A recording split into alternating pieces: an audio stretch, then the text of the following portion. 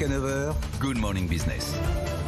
Il est 7h43 et on part donc à Figeac pour retrouver le PDG du groupe Figeac Aéro. Bonjour Jean-Claude Maillard, ça nous fait extrêmement plaisir de vous retrouver. Je le disais, on vous avait remis un award il y a 2 ans, largement mérité.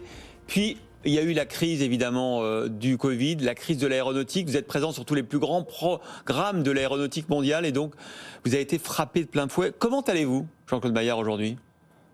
Écoutez, la santé est bonne, la santé de mes collaborateurs est bonne et on est en train de redresser pas à pas la situation de l'entreprise. Mais ce redressement sera long parce que, comme vous le savez, la reprise du secteur aéronautique est relativement timide. Vous avez été placé sous procédure de sauvegarde, c'est encore le cas aujourd'hui ou vous en êtes sorti ? Non, on n'est pas. On n'est pas en procédure de sauvegarde. Non, pas du tout.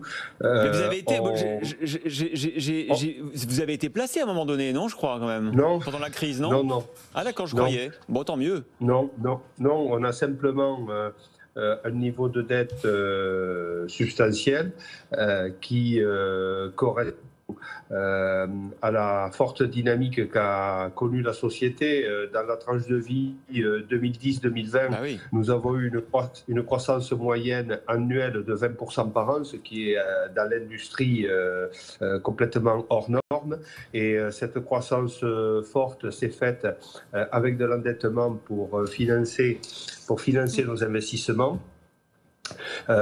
Et quand la crise est arrivée, notre chiffre d'affaires est passé de 446 millions à 205, ouais. Et ce qui a fait que notre endettement, qui était largement supportable à 446 millions, s'est retrouvé difficilement supportable à 205 et nous avons tout juste démarré une négociation avec nos banquiers pour nous aider à quelque peu étaler cette dette, mais nous ne sommes pas en procédure de sauvegarde. Tant mieux.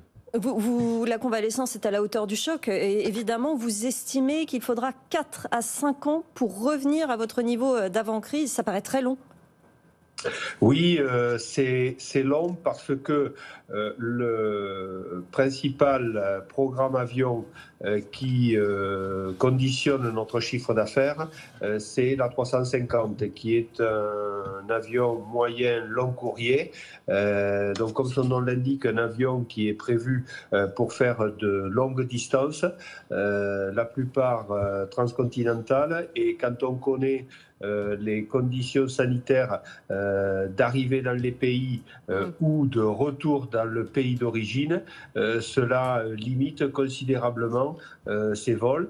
Les compagnies aériennes donc laissent les A350 ou les 787 au parking, et dans ces contextes-là, beaucoup de compagnies aériennes décalent les livraisons de ces avions et les avionneurs me décalent les livraisons des pièces. Oui, d'accord. Et moi, j'estime qu'il faudra environ 3-4 ans pour que nous retrouvions le chiffre d'affaires que nous avions avant la crise, c'est-à-dire près de 450 millions d'euros de chiffre d'affaires. Est-ce que vous n'avez pas un peu souffert aussi du fait d'être pure player, même si vous êtes positionné sur la plupart des grands programmes aéronautiques ? Est-ce que quelque part vous vous êtes pas dit, j'étais pas forcément bien diversifié pour traverser une crise comme celle-là? Après, personne ne pouvait prévoir évidemment une crise où du jour au lendemain le trafic aérien s'arrête. C'est-à-dire que quand un avionneur lance un programme aéronautique, on essaye tous de prendre une part de marché la plus importante possible. Le dernier avion significatif lancé par Airbus fut l'A350 et nous avons pris de l'ordre de 1,5 million d'euros de chiffre d'affaires par avion. l'avion est monté à cadence 10 par mois, 120 avions par an. Ça fait un chiffre d'affaires de près de 200 millions. On s'en est réjoui quand l'avion était à cadence 10 et quand la cadence a été divisée par 2, le choc a été difficile. Mais de toute façon, malgré la pandémie, il est évident que on retrouvera une cadence proche de 10 quand la pandémie sera finie et qu'à nouveau on revoyagera. Bon, vous êtes connu, hein, Jean-Claude Maillard, pour avoir créé cette entreprise quasiment à zéro, d'avoir inventé l'usine du futur. Vous êtes un grand industriel. Je sais que vous réfléchissez, on va se parler franchement, à la suite. À un moment donné, passer la main. Vous vouliez le faire assez rapidement. Là, vous nous dites, non mais... Là, je vais redresser l'entreprise avant de passer la main. On a discuté avec le ministre de l'économie, Bruno Le Maire, de l'industrie aéronautique. Il nous dit, mais il ne se passe rien. Il faudrait se consolider, il faudrait que les plus petits soient rachetés par les plus gros. Il ne s'est rien passé dans ce secteur. Est-ce qu'il n'est pas temps, justement, d'initier un mouvement de concentration ? Figeac Aero est le premier sous-traitant de pièces mécaniques de l'industrie aéronautique en Europe. Donc nous ne serons pas rachetés par un plus gros que nous. Nous avons largement la taille critique pour que les donneurs d'ordre, pendant cette crise, vont continuer à réduire le nombre de sous-traitants. C'est un processus qui a démarré déjà il y a plus de 20 ans. Donc c'est vous qui allez racheter, c'est vous qui allez racheter. Non, on ne va pas racheter parce que nous sommes suffisamment gros, en étant actuellement les numéros 1. Je ne pense pas que des consolidations qui se feraient sans nous feraient qu'on perde notre première place, notre place de leader européen. Donc, nous nous concentrons sur le groupe tel qu'il est aujourd'hui. On travaille d'arrache-pied pour retrouver le plus tôt possible le chiffre d'affaires de mars 2020, c'est-à-dire 450 millions.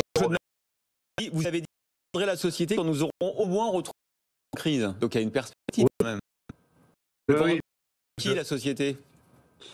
On la vendra en 2025 et il est aujourd'hui prématuré de dire à qui on la vendra. En fait, aujourd'hui, la société n'est pas à vendre. Donc, pour pouvoir supputer un acheteur, encore faut-il avoir des candidats, et pour avoir des candidats, il faut être à vendre. Donc actuellement, on n'est pas à vendre. Bon. Actuellement, nous sommes concentrés à retrouver le chiffre d'affaires que nous avions avant la crise et la rentabilité que nous avions avant la crise. On est concentré également à rembourser nos dettes parce que il n'est pas question de ne pas la rembourser, il n'est pas question de solliciter nos banquiers pour qu'ils abandonnent une partie de la dette. Cette dette, je vais tout mettre en œuvre pour la rembourser. J'aurai tout simplement besoin d'un tout petit peu de temps pour la rembourser. Et merci. On peut largement le comprendre quand on voit que notre chiffre d'affaires a été divisé par plus de 2 avec la crise. Il est normal que nous demandions un coup de main aux banquiers. On est à vos côtés, Jean-Claude Maillard, PDG du groupe Figeac Aéro. Merci d'avoir été en direct depuis Figeac avec nous.